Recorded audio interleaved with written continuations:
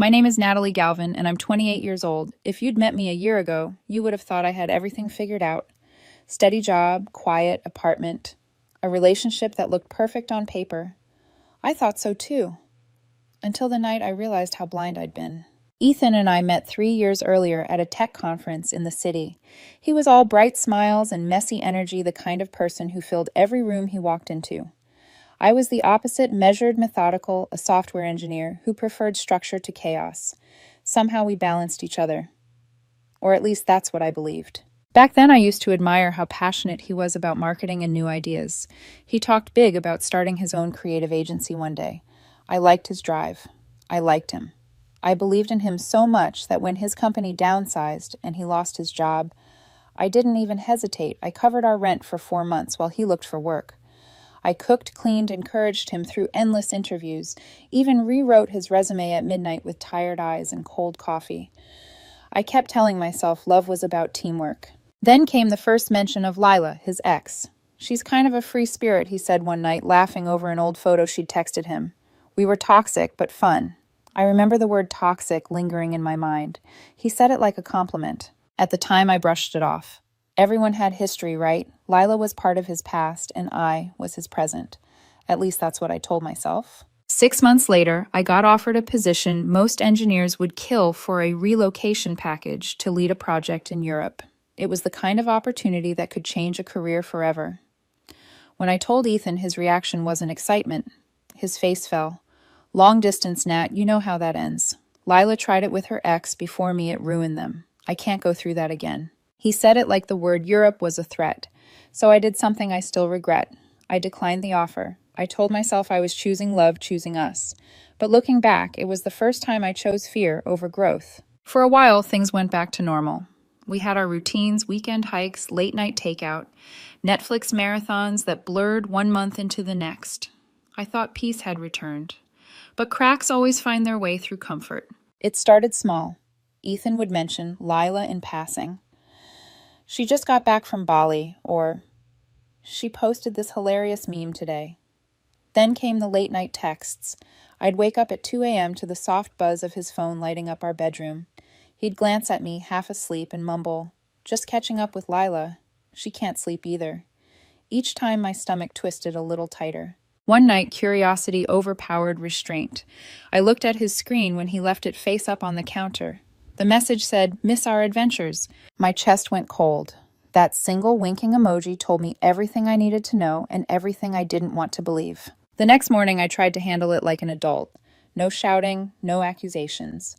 I poured us both coffee and said quietly, "Ethan, those texts from Lila, they make me uncomfortable. If we're serious, maybe it's time to set some boundaries, like blocking her." He stared at me like I'd said something absurd. Then he laughed. "You can't expect me to block my ex. We're still friends." He said it with that smug little half smile he used when he thought he was being rational and I was being emotional. "It's not a big deal," he continued, setting down his mug hard enough to make it clink. "Lila and I have history, sure, but it's platonic now. You're acting insecure, Nat. If you trusted me, this wouldn't even be an issue." I remember sitting there, staring at my reflection in the dark swirl of coffee, the steam fading between us.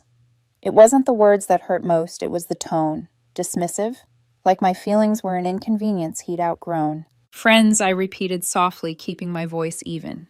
He nodded, smugly satisfied that he'd won whatever debate he thought this was. I smiled faintly and said, "Then be friends." He blinked, confused. Maybe he expected me to cry or fight, but I didn't. Instead, I rinsed my cup, grabbed my bag, and left for work. That was the moment something inside me snapped, not in anger, but in clarity. The kind of clarity that only comes when you realize the person you've been fighting for stopped fighting for you a long time ago. At my desk, while lines of code scrolled across the screen, I thought about all the choices I'd made for him, the missed promotion, the rent I paid, the nights I stayed awake cheering him up. I thought about how easily he had brushed it all off with the word insecure. By lunch, the decision was made. There would be no screaming breakup, no emotional implosion, just silence, the kind that shakes the foundation of someone's pride. That night, Ethan was on the couch, laughing at something on his phone, probably another meme from her. I sat beside him, pretending to scroll too. But what I was actually doing was deleting every photo, every post, every trace of us online. The laughter from his phone blurred into static in my ears as I clicked remove tag delete, album archive memories. By the time he looked up, I was smiling faintly again. He didn't notice the subtle difference. He never did. Later, as he fell asleep, I opened my work email.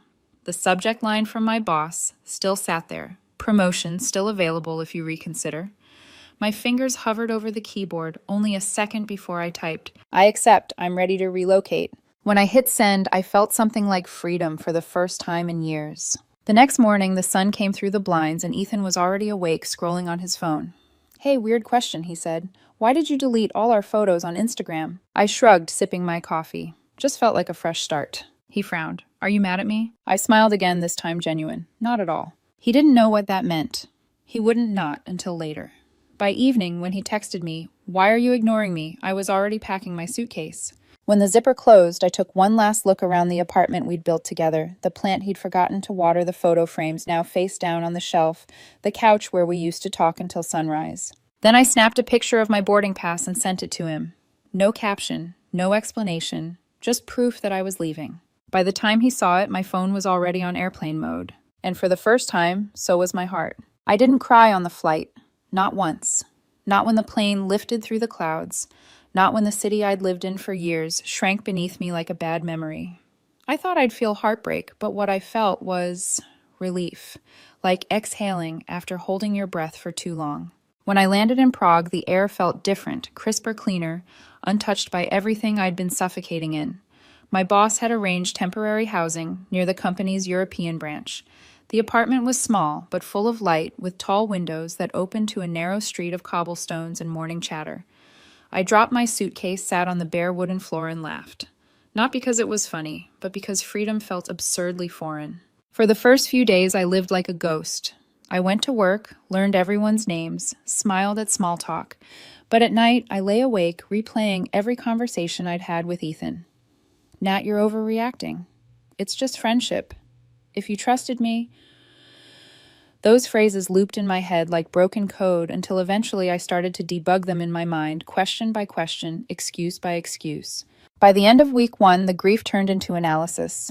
And by week 2, analysis turned into purpose. On the second Friday after work, I sat in a cafe that overlooked the river. I opened my phone for the first time in days. Hundreds of notifications, missed calls, voicemails, texts. Ethan. What's going on, Ethan? Why are you doing this, Ethan? You can't just walk away. Then the last one, Ethan. You're seriously leaving the country over what, Lila? I didn't reply. Instead, I archived the entire thread, changed my number, and blocked him everywhere. My life wasn't a group project anymore. I didn't owe anyone an explanation for choosing peace.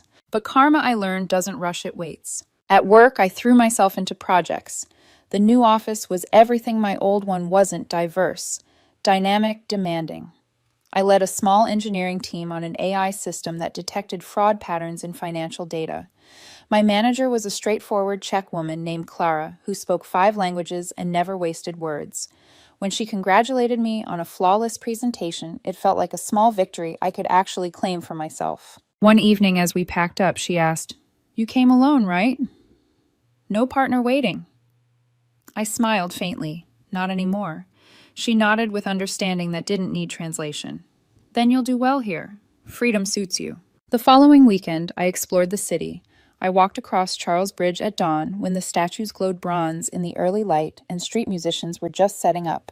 I watched the river flow beneath and thought about how people always chase the illusion of permanence in love. But maybe love isn't supposed to last forever. Maybe it's supposed to teach you how to choose yourself when it doesn't. Back at the apartment, I made a small ritual.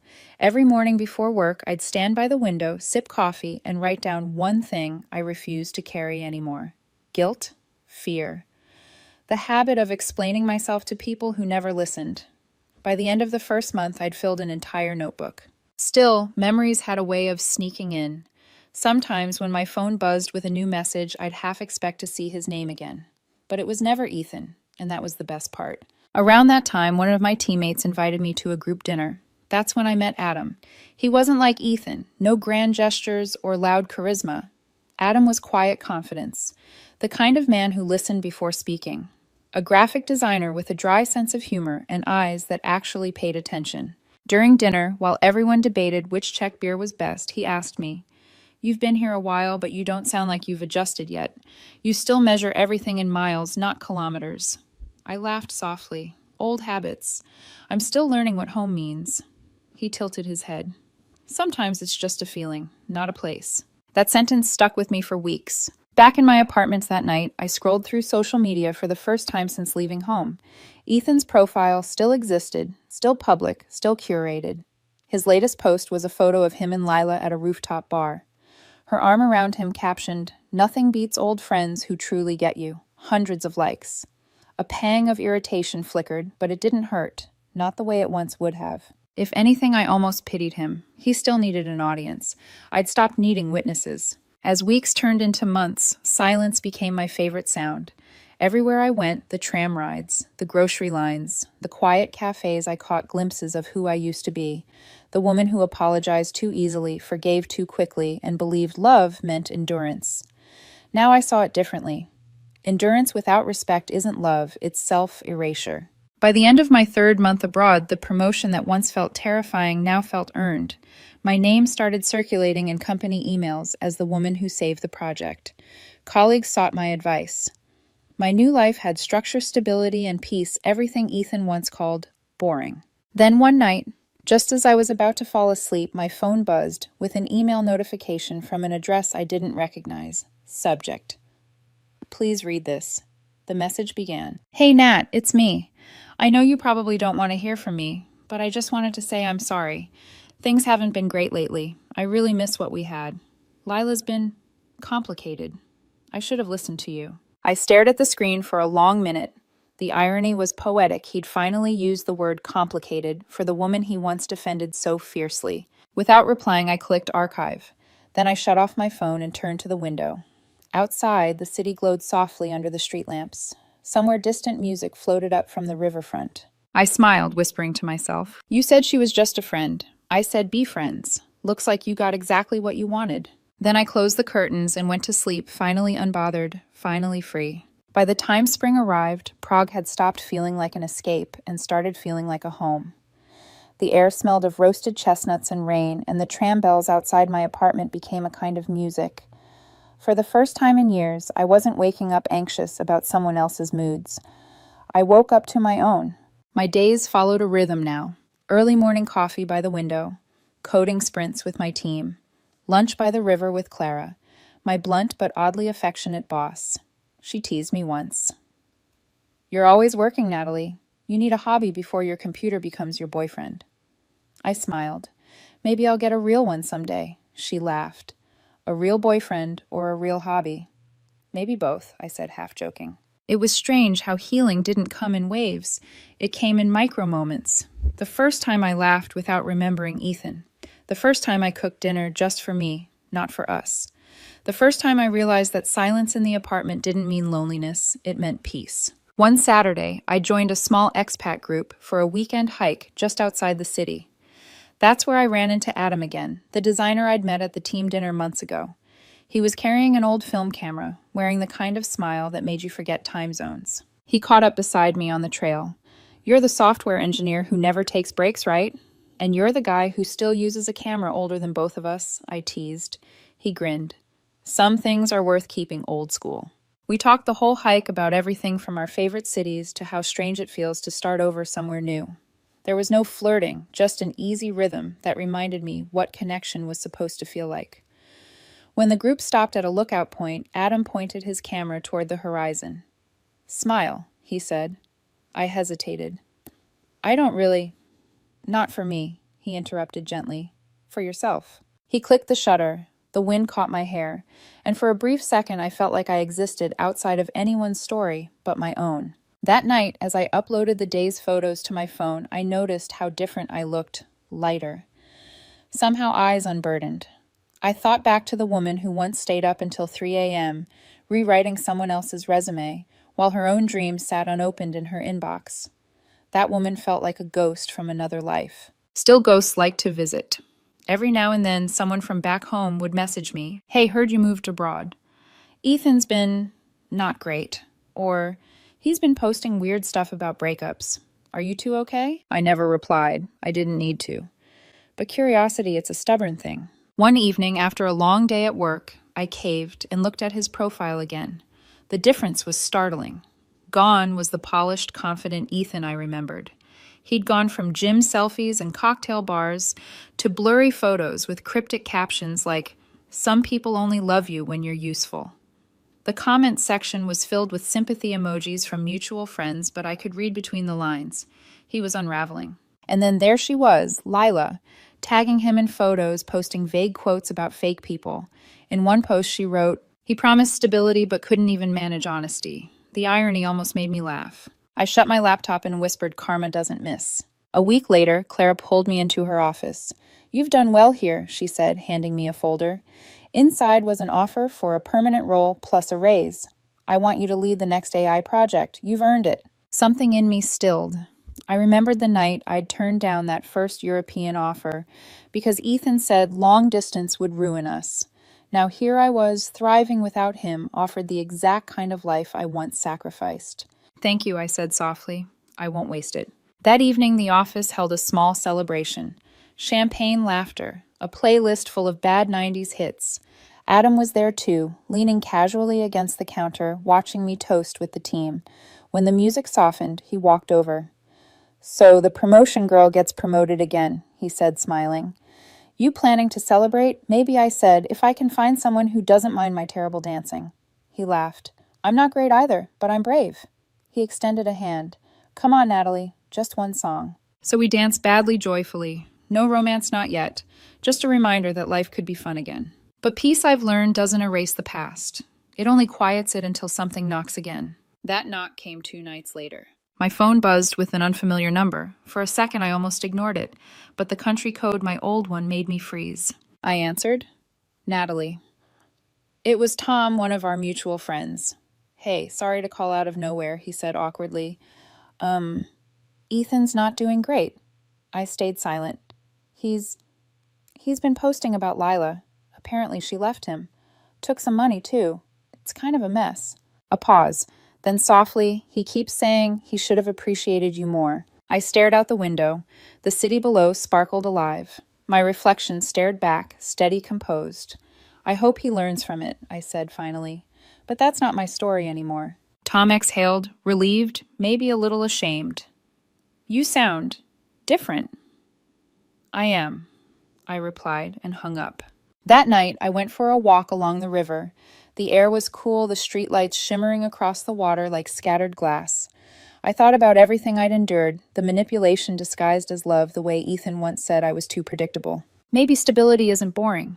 Maybe it's the bravest thing a person can choose. I stopped at the bridge, closed my eyes, and whispered into the wind. "You were right about one thing, Ethan. Long distance does change people." Then I smiled to myself. It just didn't ruin me. Summer came quietly that year, warm and golden over the city. I'd been abroad for nearly 9 months, and by then, the rhythm of my new life had taken hold completely. The past felt like an old film, grainy, distant, playing in another language I no longer spoke. Work was thriving. I had been promoted officially to project lead, mentoring younger developers and collaborating across countries. My team was my small family now, diverse, chaotic, loyal. We worked hard, laughed harder. I even found myself smiling on Monday mornings, something I once thought impossible. But peace doesn't mean the past disappears.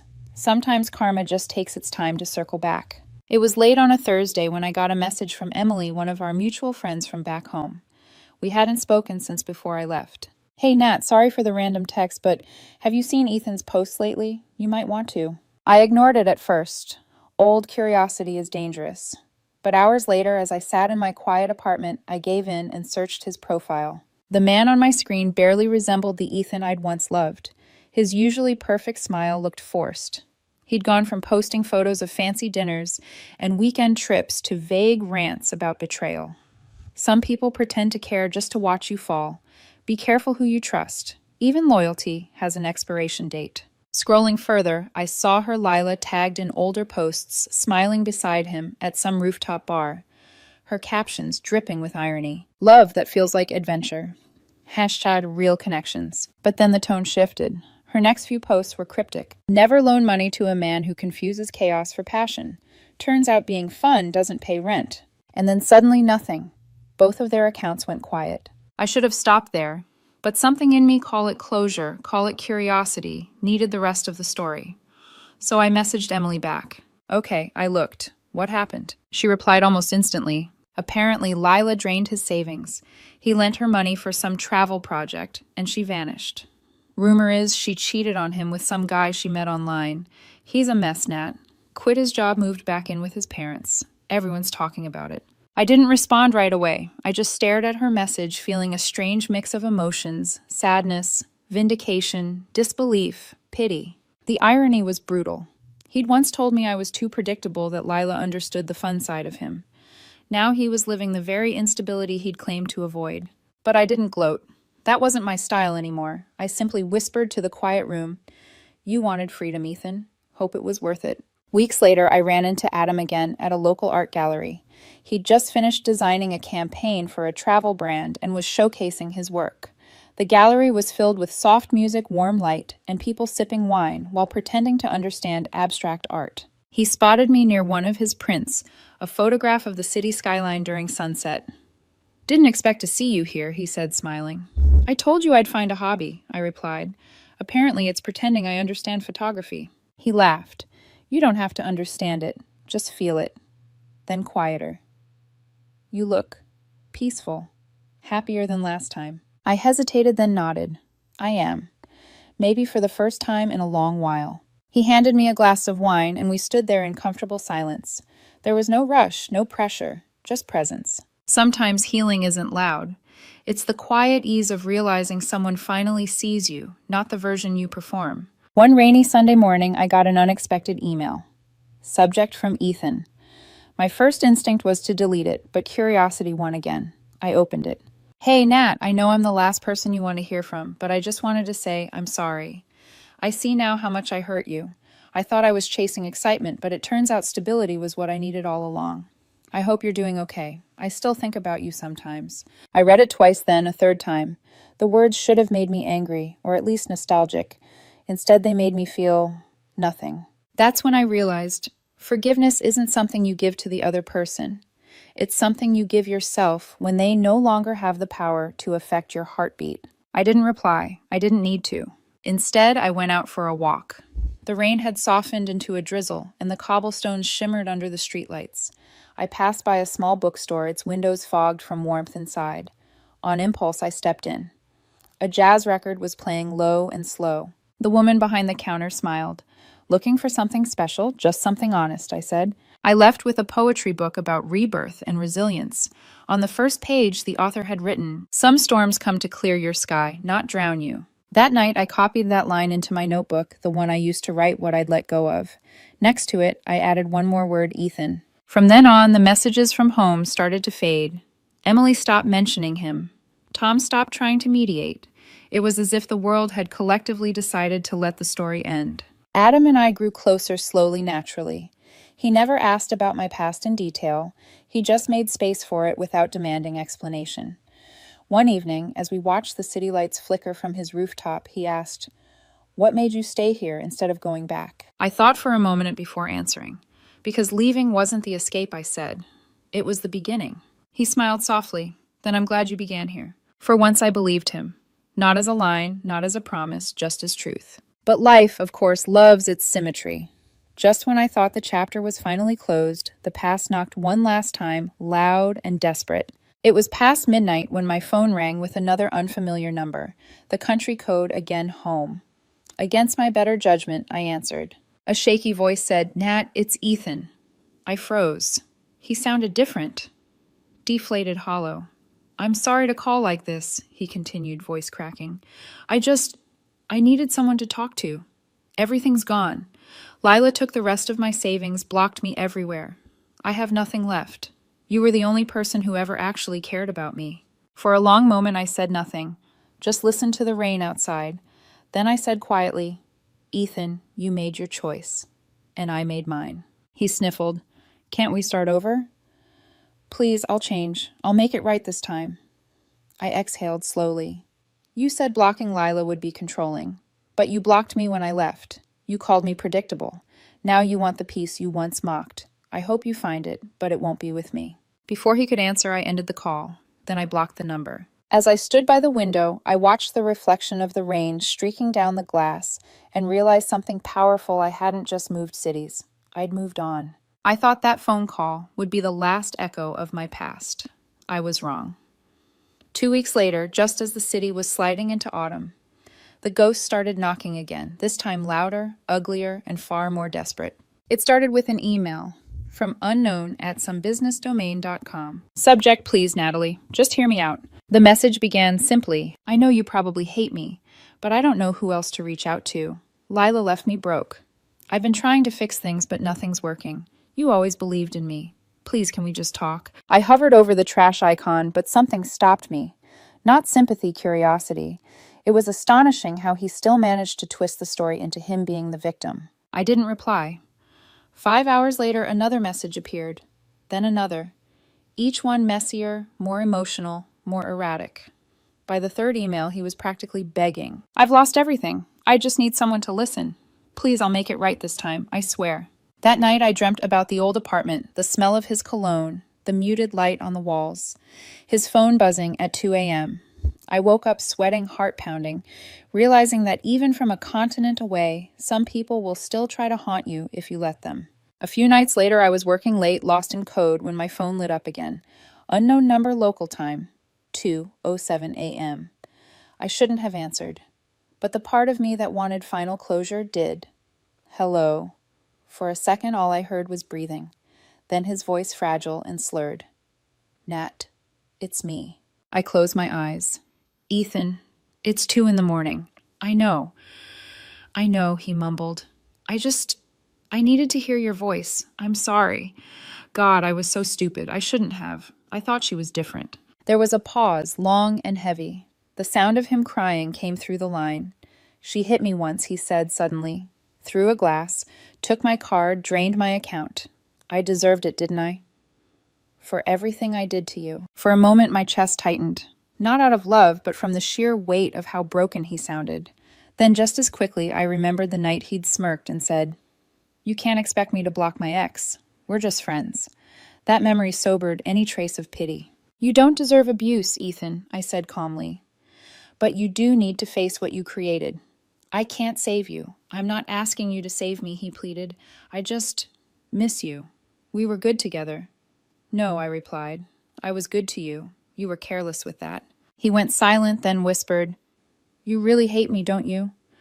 I shook my head, even though he couldn't see it. "No, Ethan, I don't hate you. I just don't care anymore." And with that, I hung up. The next day, my phone was full of missed calls and voicemails. Some were from him, some from unfamiliar numbers that turned out to be mutual friends. "Tom. He's in bad shape, Nat. Maybe just talk to him once, Emily. You're being cold. He's trying. You were the stable one. Help him get back on his feet." Even his sister texted me. "Ethan's falling apart. He says he can't eat. You're the only one who ever understood him. Please just call." It was surreal how everyone still expected the woman who'd been abandoned to come back as a savior. That was the story they all loved, the patient, forgiving woman fixing the man who broke her. But I wasn't that woman anymore, so I did the only thing that truly terrified them. I stayed silent. Days turned into weeks, and his attempts grew darker. A text popped up one afternoon while I was in a meeting. "I saw your photo with that guy, so you just moved on like that. Guess I never mattered." Then another an hour later. "I hope he knows he's just the rebound." Then one more right before midnight. "You'll regret this." I didn't even flinch. Instead, I blocked his number again, reported the email address, and changed my contact info at work. The version of me who used to explain and justify was gone. I wasn't a chapter in his redemption arc. Still, karma isn't done until it balances everything. A few weeks later, Emily messaged again, but this time her tone was different. "You probably don't care, but Ethan's been arrested. Something about unpaid loans. Apparently, Lila used his name on some documents before she disappeared. He's been trying to track her down, but no one's seen her." I read it twice, then slowly set my phone down. There was no satisfaction, no thrill of revenge. Just a quiet truth: when you play with fire long enough, you eventually burn alone. That night, I stood by my window and watched the lights shimmer over the river. Below the World went on lovers holding hands, music from a nearby cafe, laughter echoing between buildings. Life didn't pause for other people's chaos. I poured myself a glass of wine and raised it slightly, whispering into the night, to peace that doesn't need an apology. The next morning I met Adam for brunch. He noticed the faint circles under my eyes. Rough night, I smiled. Not anymore. He studied me for a moment, then said quietly, "Whoever hurt you must regret it now." I looked at him, sunlight spilling across his face. Maybe, but regret's not my business anymore. He nodded, understanding without pushing. "You're stronger than you think, Natalie." Maybe I said, smiling faintly, or maybe I finally learned the right kind of silence. That evening, when I got home, I went through my old photos, the ones I'd kept hidden on a hard drive I never opened. There was one of Ethan and me smiling on some long-forgotten vacation, his arm around me, both of us sunburned and naive. I stared at it for a moment, then hit delete for the final time. It didn't hurt. It didn't even sting. It just felt like closing a window that had been letting in cold air for too long. 3 months later, I found out through a mutual acquaintance that Ethan had moved to another city, living quietly off social media, trying to rebuild. I wished him well, silently, privately, like a prayer you no longer need answered. Because that's what healing really is, not forgiveness, not revenge, just distance with peace. By the time winter came around, everything about my life felt different. Lighter, clearer, quieter, in the best way possible. I'd moved into a new apartment overlooking the river, one with wide glass doors that let the morning sun pour in. On weekends, I baked bread or went hiking with Adam. We weren't rushing anything. We didn't need to. Peace had a rhythm now, and I'd learned how to live in its tempo. One evening in December, as I was making tea, a notification pinged on my laptop, Lisa's wedding. Zoom link reminder. Lisa had been one of the few mutual friends who'd stayed neutral through all the drama. I hadn't seen her in person since before I left, but she'd always checked in quietly, respectfully. Of course I planned to attend. The next night, I dressed simply: white sweater, gold earrings, hair down. Nothing dramatic, just me. I logged into the call early. There were familiar faces in the grid of boxes: Emily, Tom, some old co-workers. And then my breath caught. Ethan, he was there. His camera flickered on, revealing a man I barely recognized. Gaunt, pale, with unshaven stubble and hollow eyes. The background behind him looked cluttered, dim light clothes piled on a couch, empty bottles in view. For a split second, our eyes met through the screens. He froze. I could see at that moment of shocked disbelief, maybe even regret. But I didn't flinch. I smiled politely, like one does at an old colleague, then turned my camera slightly so that Adam, sitting across the table preparing dinner, was visible in the background. He caught my glance and winked softly before returning to chopping vegetables. The message was clear. My life had moved on, and it was good. The ceremony began. Music played softly through tinny laptop speakers, and everyone clapped as Lisa appeared in her gown. She looked radiant. The whole moment was filled with joy and small laughter. I let myself enjoy it, the simplicity, the sincerity. It was beautiful. Until my phone buzzed with a private message. "Ethan, can we talk, please? Just 1 minute." My pulse stayed steady. I ignored it. A few moments later, another ping. "Ethan, you owe me at least that." Owe him. That word "owe" hit me like a flashback. I remembered all the nights I'd comforted him after failures, all the sacrifices I'd made while he needed space. The irony was almost poetic. I exhaled slowly and typed one sentence. "You had 3 years to talk. I listened then. Not anymore." I hit enter and turned my camera off for a second just to breathe. But it didn't end there. Minutes later, Lisa's voice filled the call. "Before we end, if anyone wants to give a small message to the bride and groom." And before I could react, Ethan unmuted himself. "I just want to say," he started, voice trembling. "Seeing everyone happy tonight makes me realize how much I've messed up. Some of us hurt people who actually cared about us, and we don't realize it until it's too late." The air in the chat went awkwardly still. A few people shifted in their seats. Then he added, looking directly into his camera, "Some people deserve better from me, and I hope they're happy now, even if it's not with me." His voice cracked on the last word. I stayed silent, staring at my screen. Not angry, not emotional, just detached. When he finally muted, Lisa, bless her, smiled gently and said, "Thank you, Ethan," before moving on quickly. After the ceremony ended, I lingered a bit in the virtual after party. People were chatting, toasting, laughing. Then another notification popped up, private breakout room invite from Ethan. For a second, I considered ignoring it. But a part of me wanted true closure, not the half-healed version, not the polite avoidance. The kind where you look a ghost in the eye and it finally stops haunting you. So I clicked join. His face filled the screen. Up close, he looked exhausted. "Natalie," he said quietly, "please don't leave." I didn't answer. He rubbed his face. "I don't even know where to start. Lila ruined me. She stole from me, humiliated me, disappeared. Everything fell apart. I lost my job, my apartment. I'm living with my parents again." He gave a weak laugh that turned bitter. "You must be loving this." I tilted my head. "No, Ethan. I don't love watching anyone suffer, but I'm also not responsible for cleaning up the mess they created." He leaned forward, eyes red. "You don't understand. You were the only one who ever cared. You were steady, kind, real. I just didn't see it. Please, can we start over? I'll move there if I have to. I'll do anything." For a moment, the silence stretched between us like a test. The old Natalie, the one who used to fix, to comfort, to rationalize, might have softened. But that woman didn't live here anymore. "Ethan," I said gently but firmly, "you once told me I was predictable, that I made life too safe, too boring. You wanted excitement. You got it. And now you're calling the piece you left love. But love isn't a place you return to when everything else collapses. It's what you protect while it's still standing." His lip trembled. "You're really with someone else now, aren't you?"